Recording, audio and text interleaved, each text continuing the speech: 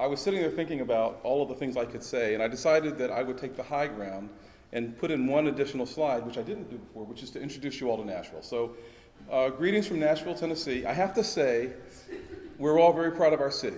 New York Times made us the It City a few years ago. Food and Wine talks about the emerging restaurant scene. We have a number of Michelin one-star restaurants, and I was feeling great about that and was feeling really competitive with Philadelphia. So last night we go to a restaurant that has a freaking olive oil bar. Olive oil balsamic vinaigrette bar, where you can actually sample different olive oils, different balsamics. We're completely outclassed once again, so I congratulate all of you for putting me back in my place. Well, let me start out this talk. I realize what time of the day it is. I realize the coffee's still kicking in. This will be a talk that has interspersed a number of small video segments because I want to provoke a few of us into thinking differently and hopefully things that we can take through the rest of the day. I also want to have hopefully a little bit of humor interjected from time to time, so feel free to laugh if you think there's something remotely funny. I probably meant it to be unbelievably funny, so do the best you can to make me feel better. Well, anyway, these are my parents. I'm from Baltimore, and I start this talk out by saying, every time I go home, somebody from their church or someone else says, so what exactly do you do again? And I look at my parents and I say, look, I've tried to teach you guys what I do. Would you please remember it? And I tell them. So for the fun of it, before this talk was written, I said to my mom, what should I tell people in your words it is that we do? And she said, well, you are a physician. Great. Then she said, your main area at one time used to be pediatrics, which hurts deeply. She said, you now do bioinformatics, by the way, also wrong.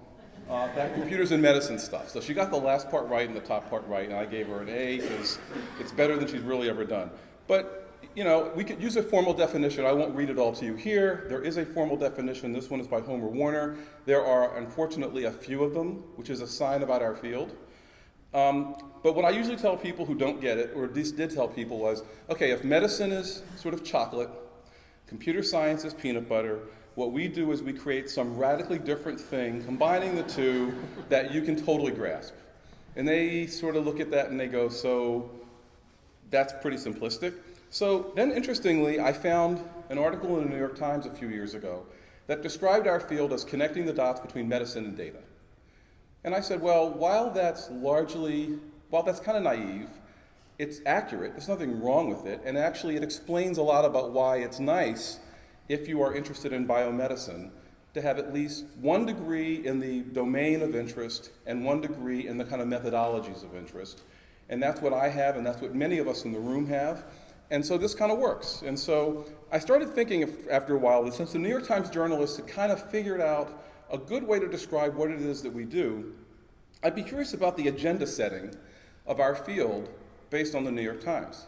And so I'm framing this talk based on New York Times headlines for the last couple of years that describe some of what the agenda that the United States thinks we should be addressing is all about. The four areas we're going to talk about are personalized or precision medicine. And if you ask me questions at any point, that's fine. I'll explain in detail some of these things.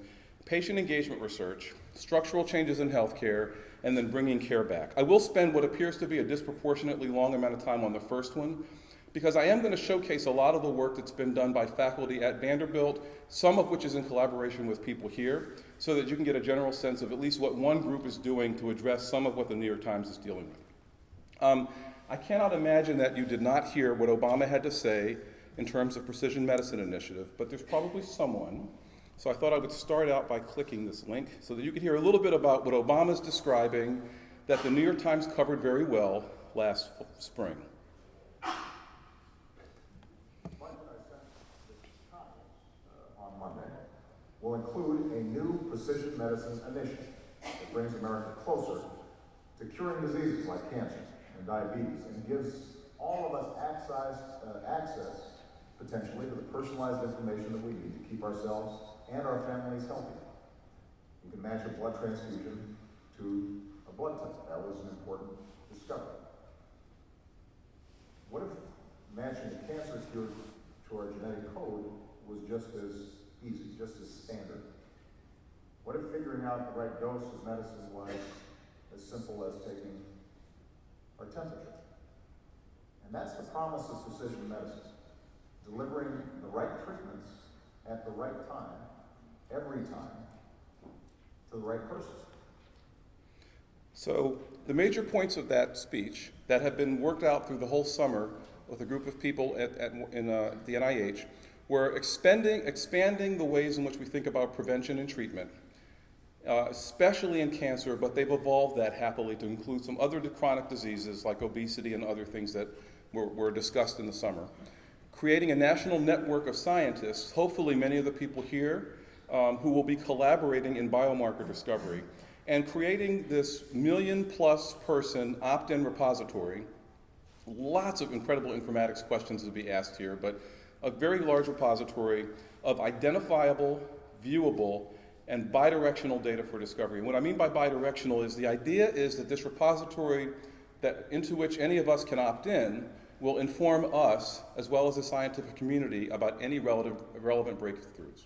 So really radical, transformative idea. The only thing that I think everybody here in the room knows got bipartisan support in the State of the Union last year, and they'll be addressing some advances in this year's State of the Union, I already know. So one of the sessions that was held over the summer was held at Vanderbilt, and because we've been doing some work in this space for quite some time, our vision has been for quite some time to take our clinical system, use it as a knowledge base for discovery, and then to use executable knowledge that we are able to extract from that discovery system to validate the discoveries and to get them into clinical practice and through decision support that we could provide at scale. And we've been looking at that for quite some time. It's the classic learning health system that many of you know about. I also prefer to think of it a little bit as the sharp end and the blunt end of the scissors. And so we are spending a fair amount of time, all of us right now, thinking about the blunt end of the scissors. People like Bob Grunmeyer are thinking about the sharp end, which is how do we get those important observations into clinical practice quickly. At Vanderbilt, the tool that we have is a thing called the synthetic derivative. Many of you may know about it. It's one of the largest de-identified and continually updated electronic health records that's available in the world. All of those resources that you see on the screen are the types of resources that we already have in the system, and we are constantly adding more. What we actually do with this system is to take the existing electronic health record, perform a one-way hash to get the medical record number out and replace it with something else. We de-identify it by removing names and actually replacing them with a set of other potentially relevant names, and I can explain that nuance, but it's a thing called hiding in plain sight.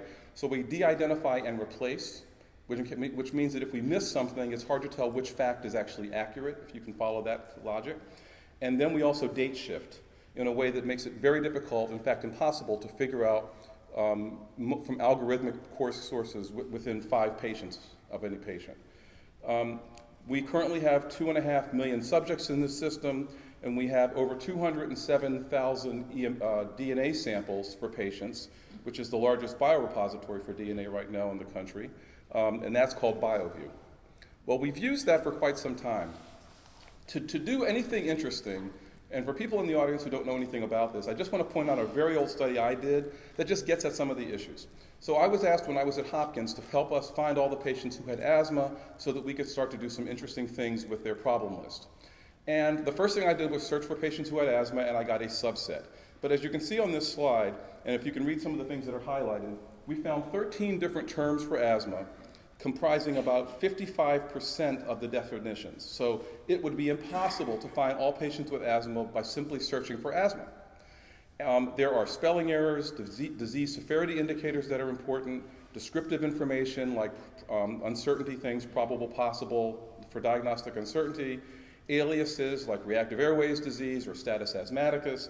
And unless you recognize all of those things, it's impossible to refine the population of patients of interest.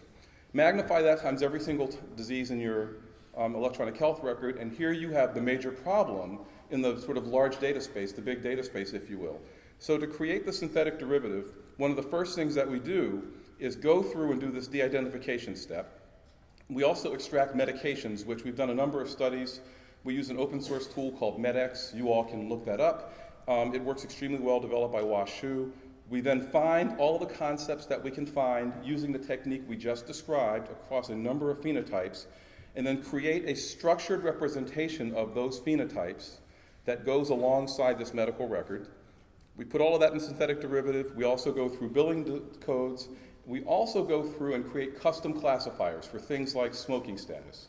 And in the pre-meaningful use days, those types of classifiers had to be pulled out of the natural language, or the unnatural language of healthcare, if you will, to identify that population of patients. Same thing would be true today of LGBT status. Almost no one collects it. Many of us don't disclose it, and would be useful, as we now know, for social and behavioral determinants.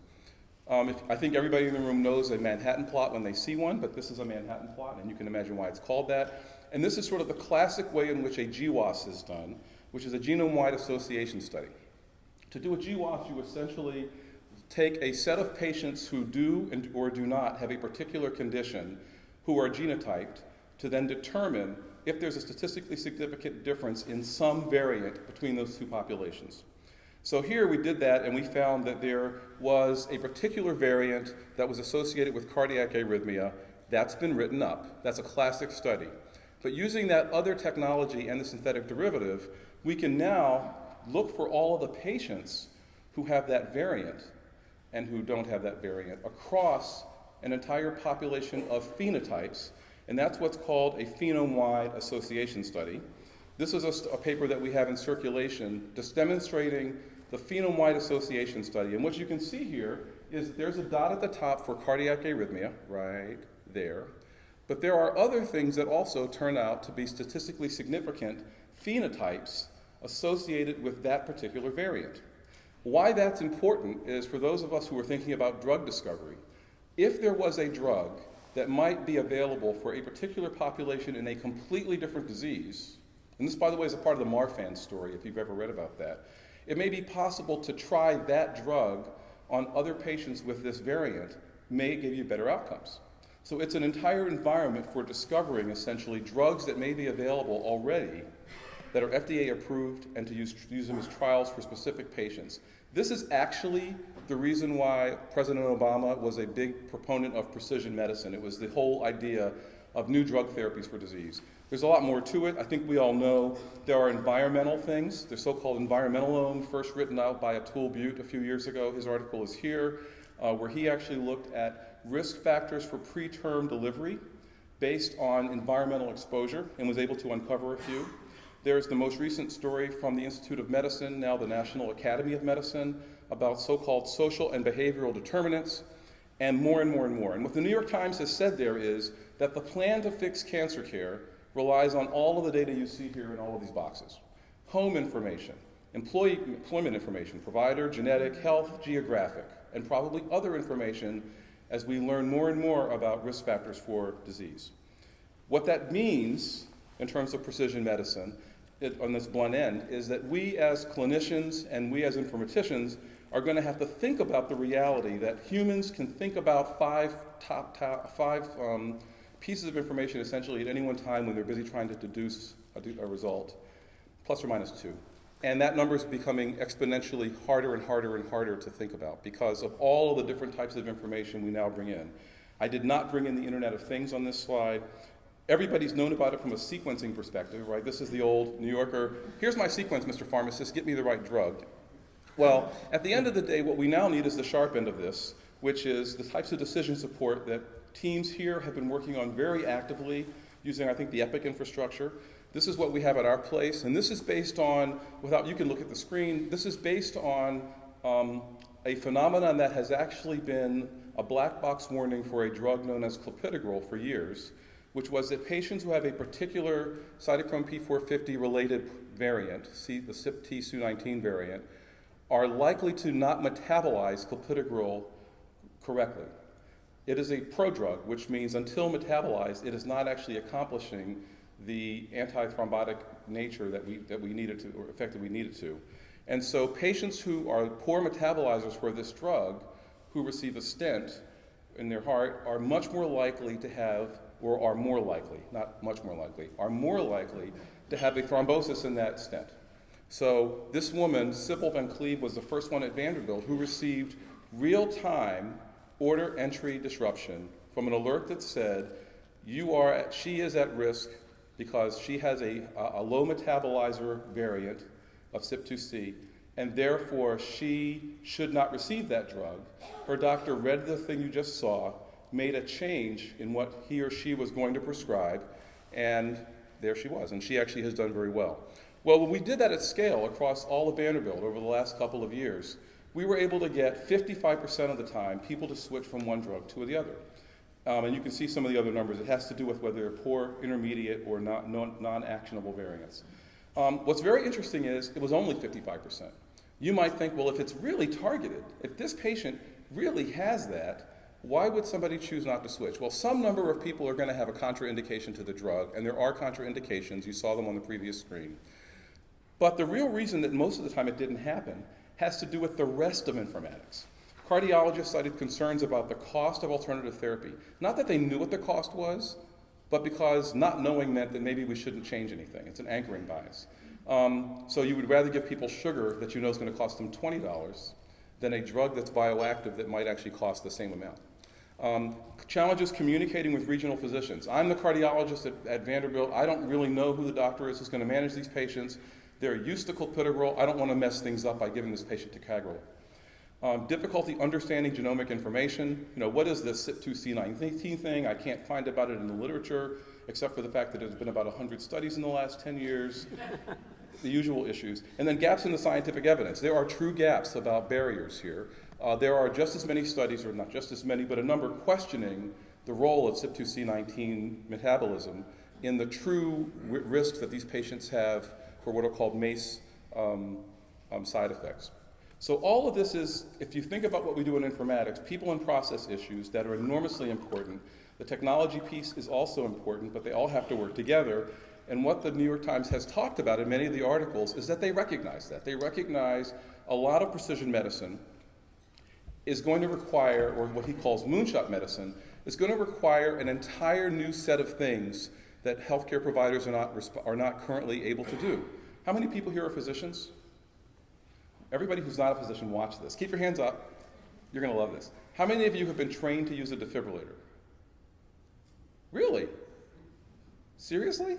Somebody took you to a room and said, here, let's spend some time teaching you how to, wow, that's impressive. Only about 2/3 of the hands went down. Most places, almost all the hands go down. But that's great. But that's a point I think the rest of us can get, right? We in healthcare are expected to sort of glean this stuff. And that's partly why we find that it takes about 12 years for new advances to actually percolate through to practice. So this article describes that some major points. The effect sizes of a lot of the studies that I've talked about here are really small. So we know that there's more to precision medicine than being precise in the genomic space. But we don't really know what else is required.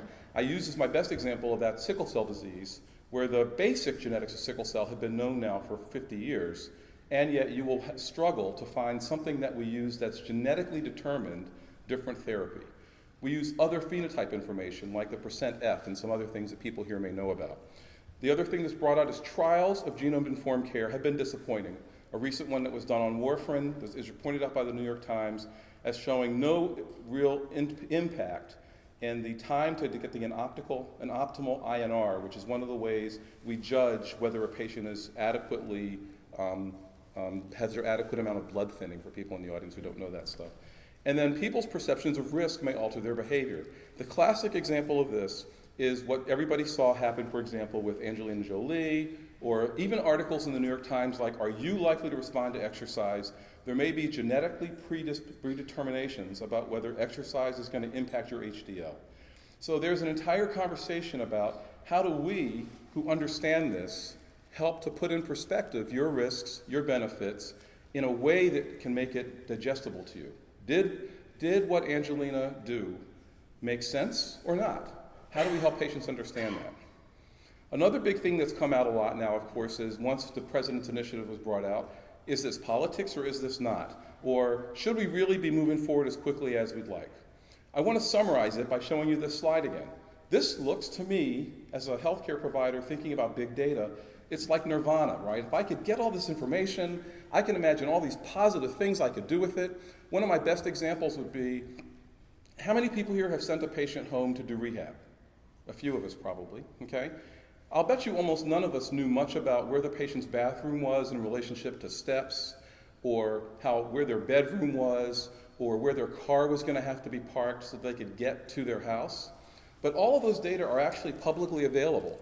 And if we really wanted to, and if we had systems that could analyze it, you could imagine that there are environmental markers that would be predictors of success for sending a patient home.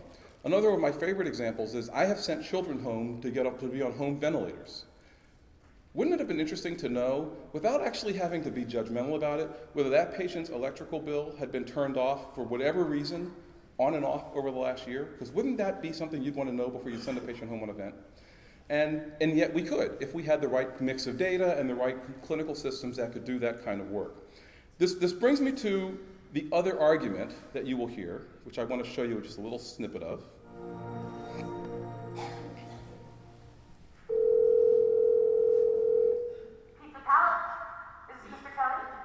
Yes. Thank you for calling in, sir. I share your national identification number is 610-204-999-4-5-54610. Is that correct? Yes. Thank you, Mr. Kelly. I see you live at 736 Montrose Court, but you're calling from your cell phone. Are you at home? I'm just leaving work, but I'm... Oh, we can deliver to Bob's Auto Supply. No, I'm on my way home. How do you know all this stuff? We just got wired into the system, sir. Oh, well, I'd like to order a couple of your double meat special pizzas. Sure thing. There'll be a new $20 charge for this, sir. What do you mean? Sir, the system shows me that your medical records... the total is $67. $67? That includes the delivery surcharge of $15 to cover the added risk to our driver of traveling through an orange zone. I live in an orange zone? Now you do. Looks like there was another robbery on Market. Double meat. Well, I'm sure you can afford the $67 then. You just bought those tickets from Hawaii. But I see you checked out the budget beach bum at the library last week. I'll get the sprout subs. Good choice, sir. Gotta watch that waist if you're hitting the beach, eh? 42 inches. How much? There's a $3 off coupon in this month's Total Men's Fitness magazine. Your wife Betty subscribed to that, right? Anyhow, clip that and it's $19.99 even.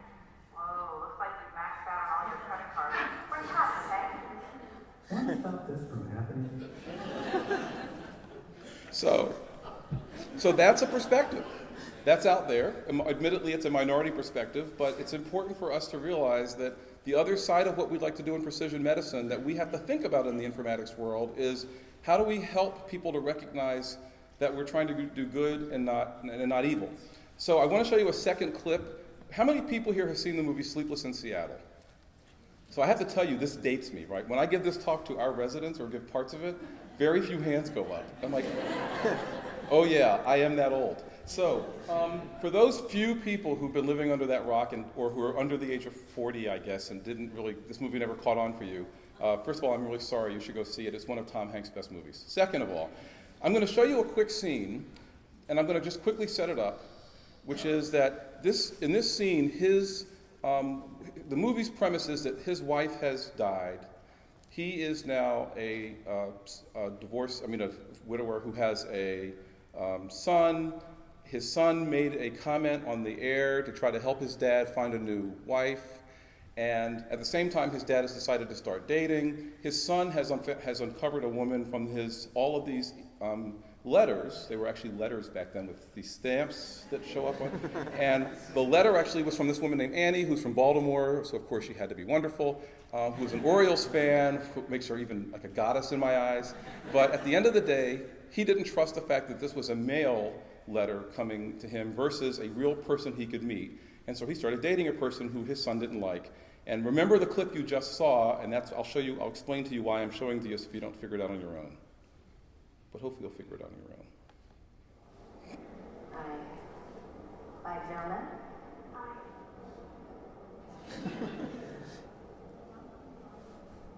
Jonah, listen to me. You don't know Victoria. I've already known her myself. She's my child. I missed her.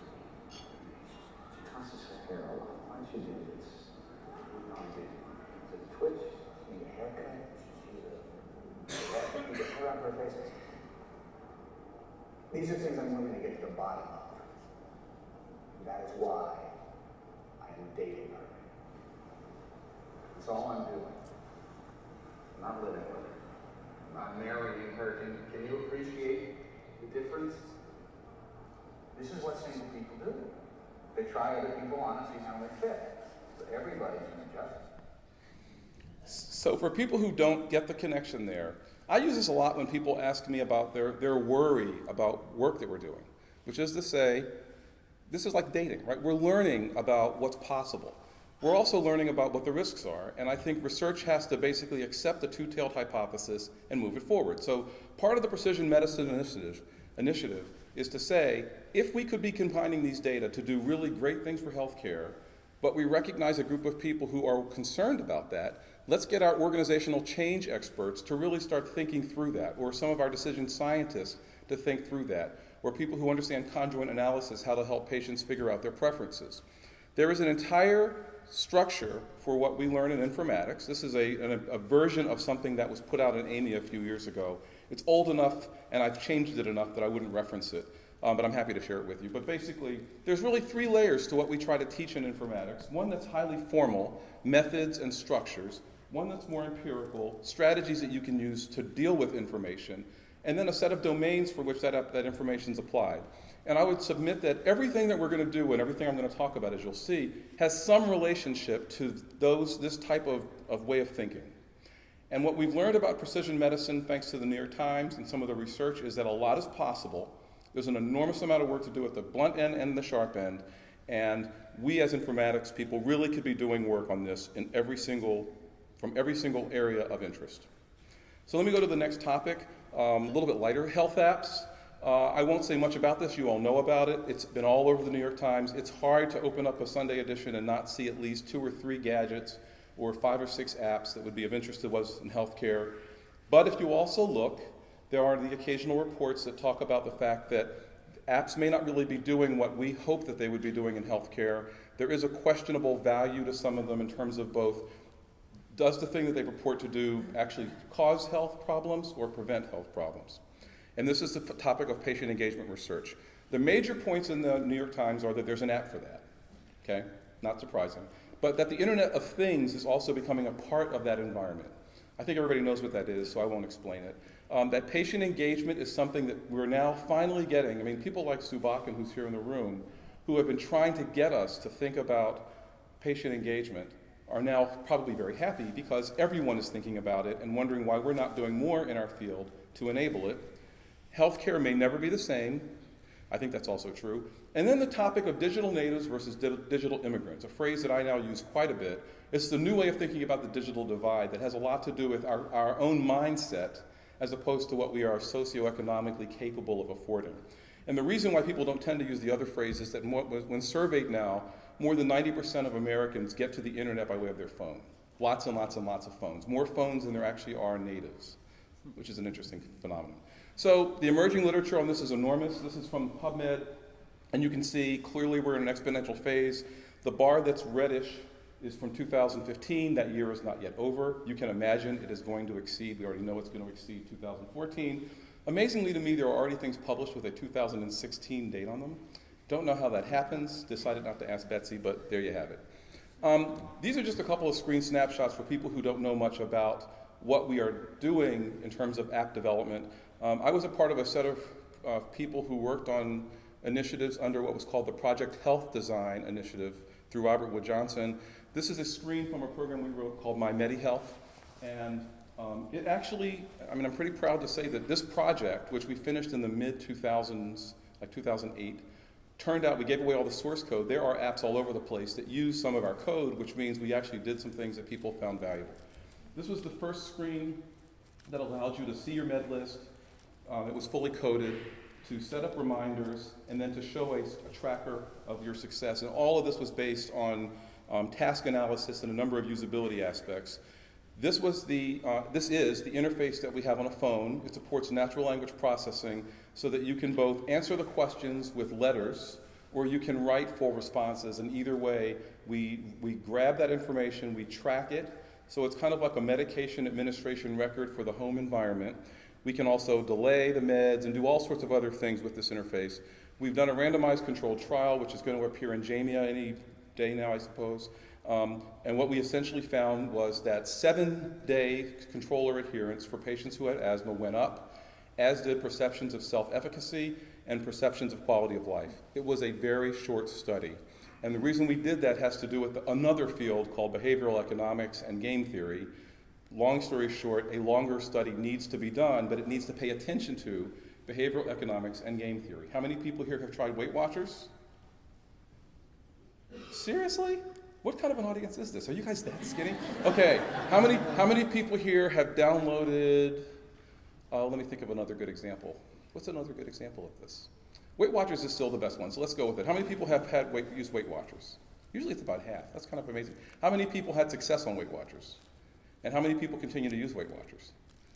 So it's an interesting phenomenon. If you talk to people who are Weight Watchers, which is the only, it and Jenny Craig are the only 2 weight reduction programs that have any evidence this will be beneficial. Everybody knows they work, and we download their app and we use their technology, but usually the data are, if you look at it, and I was hoping you guys would show this, that only about 10% of people who even get benefit continue to use it. And that's the behavioral economics piece. What does it take to continually to motivate us? We tend to tachyphylax the things that we know are behaviorally are the right thing for us to do. I could have probably said how many people promised themselves to eat salads this year and gotten the same response from you. But the point being, there's an enormous amount of research in this area. I've highlighted in yellow the areas that the literature and the Times both would agree we should be focusing on if we're thinking about evolving health apps. And you can see it's clinical and public health informatics. There's an enormous amount of technology or of information management that we need to understand. Most health apps are not interoperable with electronic health records.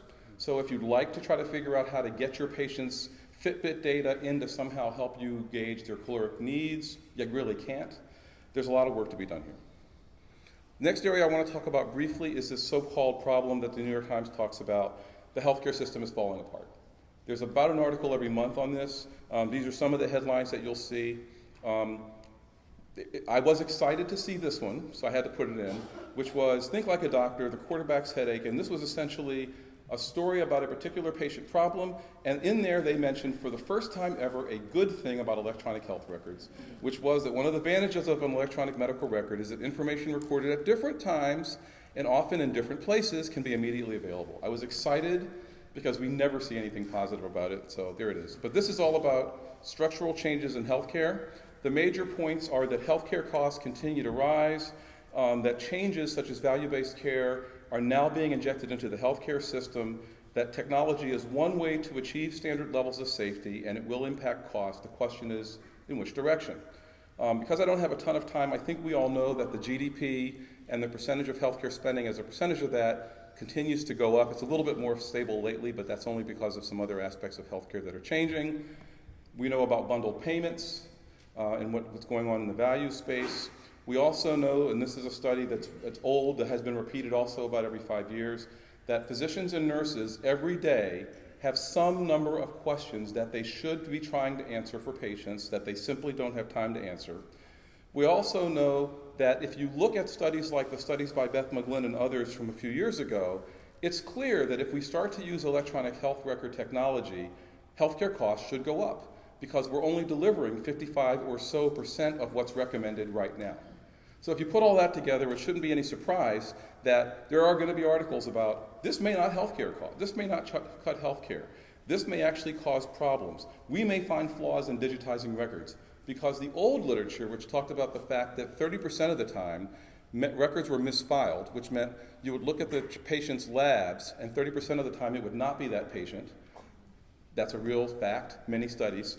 Those studies are now forgotten, and we're thinking about the now 2% of the time that it happens in the electronic health record system. We're in the very earliest stages. These are pictures of cell phones over the last 15 years. It's a sign. I will show you just a sample of something at Vanderbilt. We've been looking at real-time process monitoring and control for a disease called ventilator-associated pneumonia. And I can explain this more if we have time for questions, but just to say quickly, looking at this, we uncovered that although we did all of these things that were required to help patients not have pneumonia, on average about 98% of the time, it was only about 30% of the time that we did all of them for any one patient. And so we looked at that, we developed some tools that developed some dashboards that in real time can be updated. And by simply doing that, we were able to get the percent of the time that we were able to do everything for a patient up to over 90%. That resulted in a concomitant decrease in our rate of VAP, as it's called, and that's been consistently maintained over time. We're now one of the top places in the country about that. I also wanted to bring up that health information exchange is a big part of that structure, and that there's a lot of information about it. We did a study for the Health Information Exchange project that we did in Memphis that showed that we could literally save, even with only 11% use of the Health Information Exchange, we could save every penny that we spent to do it. So it's totally break even, a little bit better than break even at 11% use. If you can get that use up to 80, 90%, you can imagine that the costs are fixed. So all you get is benefit at that point. And those are those numbers. The last thing I wanted to talk about, which is the most important, and might cost me to run over just a teeny bit, because I think I have 2 minutes left, right? You're okay. Okay, is bringing care back. The New York Times has been one of many places signaling the end of healthcare related to electronic health records. I'm sure you've all read it. The gray literature on this is gigantic. But there's 2 points I think everybody in the audience needs to know. One is, we in informatics have been doing and dealing with these issues from a very comprehensive standpoint since the early 80s, really since before then. And I point out that the prior work has actually not been adopted yet by most of our vendors. Some of what we've talked about in terms of innovations has been adopted. Very little about how to do organizational change has been adopted. And so the real work here, which I think requires a good editorial in the New York Times that someone should write, is that while all of these things are true, that people are very stressed, the EHR requires training. Proper use of computers in the exam room requires training and understanding ergonomics. Patients can perceive no change or even better communication, and it's been well demonstrated in the UK, if you do all of these things right, and that workflow and computer technology must be in sync. Most of us think about healthcare providers, and most healthcare providers back about 10 years ago thought of themselves as solving a puzzle. It was the house phenomenon, right? You sit in your room, a complicated patient comes in, you go, think you've got lymphomatoid granulomatosis, let me do a biopsy, you're done. Brilliant, doctor, thank you so much for being so smart. And then you go home and tell your family all about how beautifully you've done. Doctors today play a game of Tetris. They know they're going to lose. The question is, how long can they survive? And so, I have to show you this. How many people here have seen the campaign for the last week called Let Doctors Be Doctors? It's going viral. You will all see it because your kids or someone else will show it to you. But this was the funniest of all the ones I saw. This is obviously deadly serious, and in fact, I've shown it to some of our clinicians. There's a longer rap video by Jay-Z you'll all see. But if you go to YouTube, you'll see this one, which I think is just adorable. It's very short. Honey, look. He's playing doctor. Mm-hmm. How's it going, Doc? That's Doctor, all right. I leave him to it.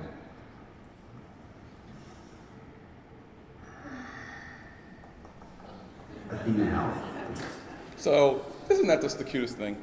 So, I don't know, and actually I showed that to a bunch of our doctors because we were about to go from a mostly homegrown system to a commercial system, because I wanted to get out front with this, and they had opinions about it. Most of them were the switch from paper to electronic is tricky, the switch from electronic 1 to electronic 2, not so tricky. We'll see how this all plays out. But obviously, giant opportunities for informatics in terms of what can we teach people about health IT? Can innovation in health IT change care? Can we get rid of some of the stress? It affects lots and lots of different fields. These are some, but you could probably argue it's all of them.